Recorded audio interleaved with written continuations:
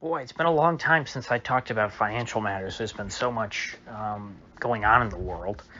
But I don't like to stay away from it for too long, especially because you take your eye off these things for a little while, and all of a sudden you have days or really weeks like we've had recently. And you can't take your eye off these things. You have to always keep in tune with the pulse of Wall Street and what the zeitgeist is thinking, because fundamentally, you look at metrics like market cap to GDP or price to earnings and all these things. The market has been way, way overinflated. If you think of it in terms of fundamentals, for many years now. You know, but we've also learned that that does not mean that markets are bound to go to plunge imminently. Markets can remain extended above what is considered conventionally to be, fundamental values for prolonged periods, so long as there is a consensus and a general understanding that the direction of those prices is going to continue to be up. And so therefore, people are going to are going to keep buying assets as long as they generally think that these assets will go up in the future. Now, the downside of that is that as soon as people decide, all of a sudden they get it in their head that these assets are not going to go up in price in the future, then there's nothing but air holding up these prices, and they can collapse rather precipitously. And right now, psychologically, there's a lot weighing on Wall Street. You have not only the impending taper from the Federal Reserve, which, I've argued, or, I wouldn't say that I'm too passionate one way or the other. I can see both sides of the argument, whether or not tapering is deflationary or inflationary. As strange as it sounds, the Fed tapering quantitative easing, there's a case to be made that that is actually on net an inflationary act, because when you look at financial markets, I've explained this before. I'll go over it again briefly. U.S. Treasuries, which is I believe 2/3 of quantitative easing is the Fed buying treasuries. Treasuries are essentially used as base money in the financial system, and money is created by the banks out of thin air on a fractional reserve basis, where the reserve are treasuries, in essence. And so, by the Fed actually buying up all these treasuries in the open market and pulling them out of circulation, they are actually contracting the money supply. Or I should say they're restricting it. They're not necessarily, shrinking the money supply on net, but they are. It's a deflationary policy. It's a term that Mises used to use a lot in the theory of money and credit. He never wanted to say whether certain actions would cause inflation or deflation. He would refer to them as either inflationary policies or deflationary policies, meaning, ceteris paribus. What's the effect of this policy going to be? But I think that something far more important than the fundamentals of whether or not the taper is inflationary or deflationary is the perception of Wall Street speculators and of retail investors and of the banksters, how they perceive the taper. Do they perceive the taper to be bullish? Or do they, as in, for them, bullish would be inflationary, or do they perceive the taper to be hawkish and bearish? And additionally, the tapering is going to come around the same time as the debt ceiling is coming up, which is October the 18th. That is the date that Yellen, the former Fed chair, who is now the Treasury Secretary, has set to be the final deadline for when the government can continue to operate normally before the U.S. basically defaults. Now, some of you might say, well, that's ridiculous. Why would the U.S. ever default on debt? They have fiat money. They can print as much money as they want. Well, it's technically true. That is true in a, well, no, it's true in a technical sense. But it's not true necessarily in the legal sense, because the government has to be authorized by Congress to do these certain things. Now, you might also say, well, presidents act without Congress all the time. Yes, that's true.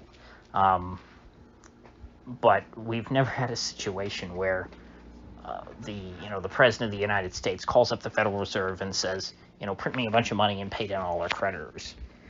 They do it in roundabout ways that give a veneer of, they launder the money, essentially. That's how they separate the White House and the federal government from the Federal Reserve. It's a money laundering operation. They can't have it look like the White House is just printing money, because then, of course, America would be nothing more than a third world tin pot banana republic. And so institutions like the debt ceiling are necessary to make it seem like Congress plays a role in paying the national debt, and that they have to authorize these purchases and whatnot. And I've always felt that it was a mere formality. But with that said, if they don't extend the debt ceiling, technically the U.S. will default. They will stop paying the bondholders. The reason for that is that the U.S. constantly is rolling over its debt. The U.S. has to issue new debt. It has to borrow more money to pay back the money that it borrowed yesterday, which, in the good old days, we used to call that a Ponzi scheme. But in reality, America is a zombie country. You've heard of zombie corporations. These are corporations that are totally insolvent, and they only still exist because they're able to continually borrow more and more money and grow their debt more and more and more. Until eventually they reach a point where they can't grow their debt anymore, and they will finally go bankrupt, but they've been totally insolvent for years. That's a zombie corporation. Well, America is a zombie country in that if the debt ceiling is not raised, if the U.S. can't continually issue new debt, if the U.S. can't continue to borrow more and more money, we will go bankrupt because we cannot pay our existing bills. Do not have the cash flow for that. It's just impossible. In order to do that, the U.S. would have to cut spending, which is not going to happen. It's politically impossible. We're a democratic country. You do not cut spending in a democratic system. So that's why this taper talk is coming at a rather inopportune time for Wall Street, because there is this increased chance. I won't say there's the real possibility, but there's an increased chance that, because while I would never say that the U.S. is ever going to actually not raise the debt ceiling, because they always do it. It always happens, guaranteed. But the chance is not zero that they don't raise the debt ceiling. It's not a 100% chance, technically, that they raise the debt ceiling, because they could legally not do that. It's, but they always do. But you take that chance that the U.S. doesn't raise the debt ceiling, and you add it to the tapering of the Fed, and on net, what you get is less demand for U.S. Treasuries, because the risk premium is rising for Treasuries, and the artificial demand from the Fed going out in the market and buying, what is it, 120 billion, or no, it's 80 billion every month in Treasuries. That is going to start to shrink. And at the same time, the risk premium for holding Treasuries is rising.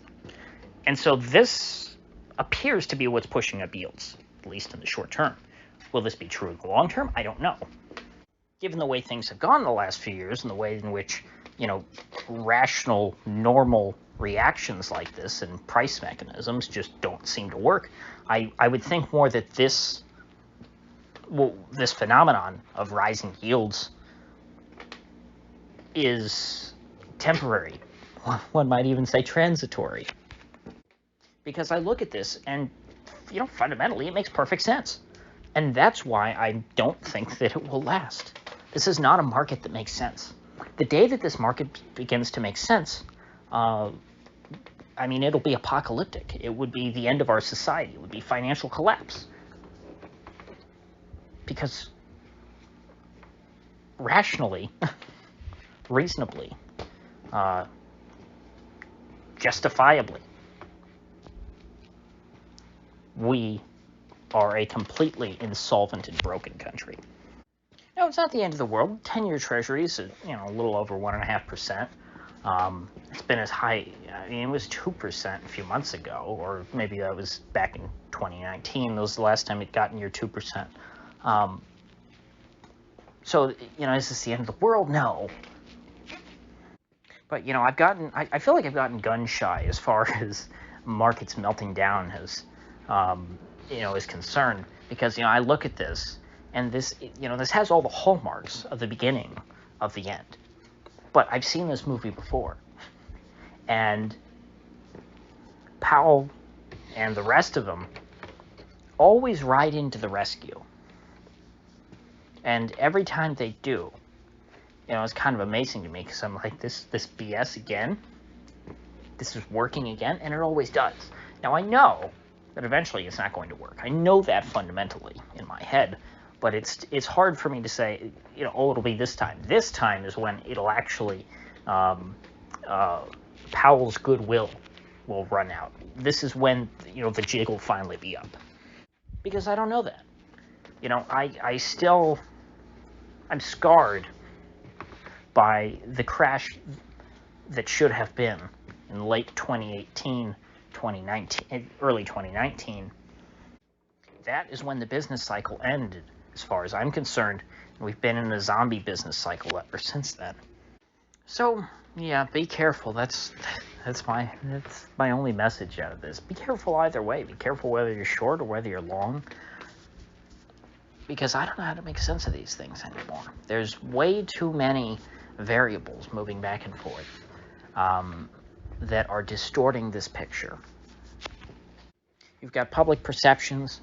You've got the theory of the business cycle, which, of course, in my view, is absolute. You've got the realities of the repo market and the collateral situation. You've got all these different cross currents,